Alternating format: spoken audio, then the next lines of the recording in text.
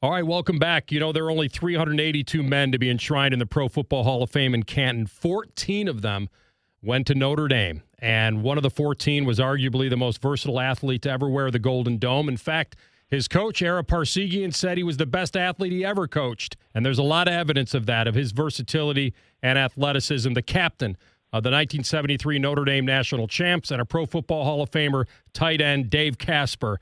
Give us a little feeling on why Notre Dame was right for you. Well, when I was recruited at Notre Dame, I was fortunate enough to get there because I wasn't heavily recruited, but there was a thing that happened between Ara Parsegian and some of his old assistant coaches, and I was being recruited to a smaller school, and he picked up that I could run. And I guess the story is I wasn't going to go to the school, and then he called up Ara Parsegian, and they came after me. And so I finally got recruited. But when I got recruited at Notre Dame, the guys were the nicest people. I looked at Wisconsin and another school, and the guys were all trying to show how great football players they were. And the guys at Notre Dame were going to class and doing stuff and just being really nice people. And that's what attracted me, just how nice they were. And, so even if I would have never played a down, it was never any good, I could be on the team with these guys and enjoy it and get my degree and move on down the line. So it was just a nice place I just was just happy being there. Gold helmet to gold jacket is the special exhibit they have at the Pro Football Hall of Fame. It's running now through April 27th. Give us a little taste of your feel of it.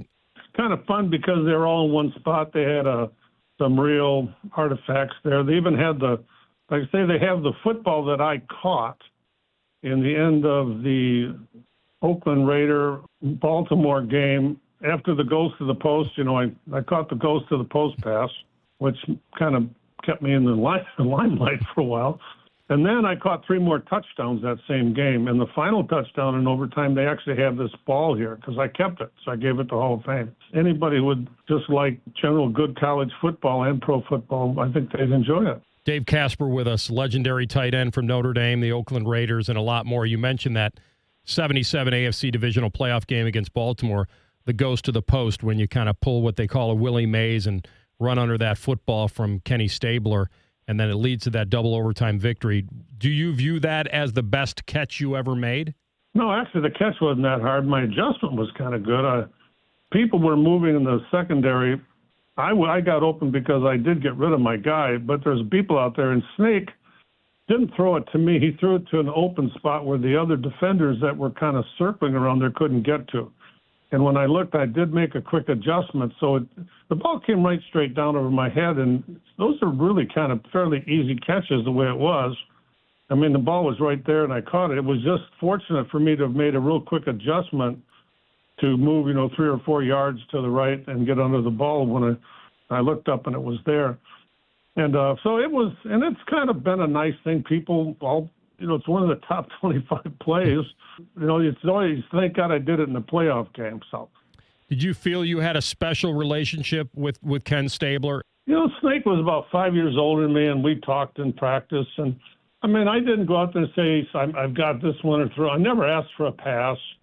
Snake was an amazing guy. He could look out there and just see what was going to happen. So, I mean, I would just run routes, and we in training camp when I first was young, I'd run routes, and he knew what I was doing. He could tell by the way I'd run where to throw, what I was going to do, and when I was going to break. And he was very accurate at getting the ball there. So I think anybody who was catching Ken Stabler passes was going to catch a few extra just because of how he could figure out where you're going, and he could make those adjustments. And you just had to count on him. But we never really hung out as a duo or anything like that. We were just 2 guys doing our jobs, and we didn't really talk a lot. We'd chit-chat here and there and maybe make a joke. But, I mean, it wasn't like we went out and drank and talked about football or anything like that. Snake did his deal, and, I just tried to do my deal. Dave Casper with us, Pro Football Hall of Famer, legendary player, and the exhibit at the Pro Football Hall of Fame from gold helmet to gold jacket is there through April 27th And what a wonderful exhibit it will be for football fans to see. You have been involved in two of the most famous plays in NFL history, the 77 divisional playoff game we talked about, and then obviously the Holy Roller in 78. Stabler's getting rid of that football. Looks like he's trying to pass. They call a fumble, and you're kind of stumbling through it. And if you land on it before it gets in the end zone, the game's over. It has to get into the end zone. And so you were kind of how would you put it, accused of kicking the ball? When I see the highlight, it looks like you were doing your best just to get a hold of it. For the record, Dave, what's your view of the Holy Roller game? What you said was correct. I was trying to pick the ball up, and it bounced over my hands, but I was keeping my legs really narrow. So even though the ball got under my hands, my legs, kicked it back forward. Now, I didn't. You can advance the football about any way you want to as long as you're advancing it. You can't punt it. You can always punt the football. People may not know that. I can be in the middle of the game and just punt it, and it turns into a punt. And, they can return it, and we can down it. But I didn't kick the ball like a punter. I was just advancing the ball. It would have been a lot easier for me to have been coordinated enough to just pick it up and run in. But no, I had to miss the ball and kick it back to myself. And then then I could see while I was doing this, I was looking at the ball. Obviously, I saw the big wide stripe go by, and then I knew I could. And I had to fall carefully on it. And I've jumped on more than one fumble and missed them and bounced them out of the way. So this thing I was trying to be careful, but it was really kind of a klutzy play. I was just lucky I didn't kick the ball somewhere else. And then Pete Banaszak was in between us, and he batted it forward, which is fine.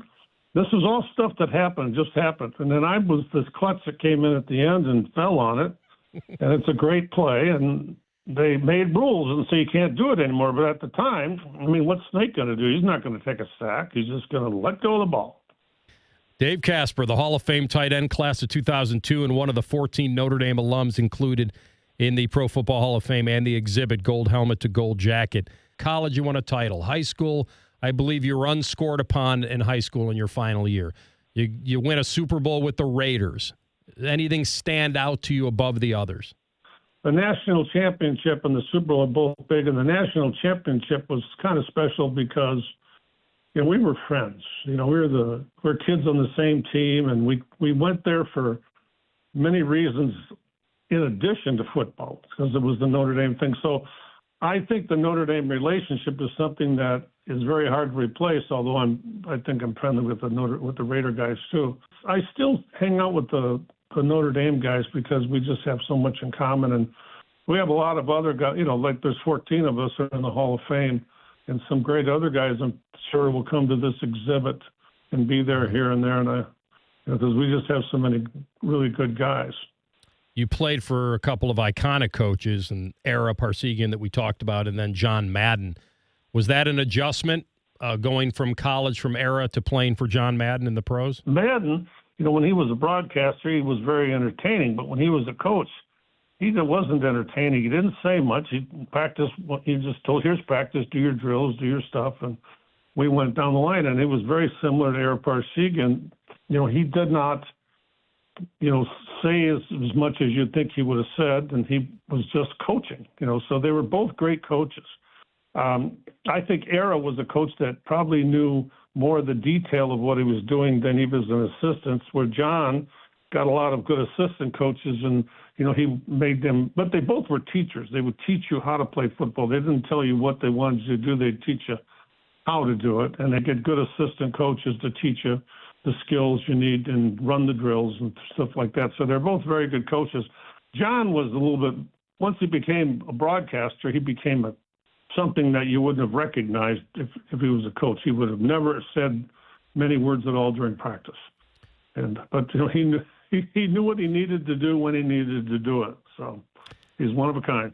What did you think of Freddie Biletnikoff and the Stickum and that whole era? What the Stickum did, in my opinion, and I used a little bit of Stickum. I'm a tight end. Your hands are in the dirt all the time. All you're going to get is dirty hands. But you would keep a little bit of Stickum on that and on my inside of my arm because it stopped fumbles. The catching the ball, you had to kind of be careful because sometimes it'd be too, catching with stickum can also mean the ball doesn't go into your hands far enough. Then finally they outlawed the stuff and we couldn't use it, but and it didn't make a killer difference. But I do know that I didn't fumble the ball when I had stickum on, and I thought it would be smart. Anybody on earth who's a receiver that didn't put on stickum would have been crazy not to have tried it because it helped you. From a small town kid from the Midwest to achieve everything you have, it's that you're immortalized in the Pro Football Hall of Fame. Rule number one in life is get on a good team. Yeah, and you did, and you made the most of it. Dave, this was a pleasure. Thank you. Be well. All right, thank you. Take care.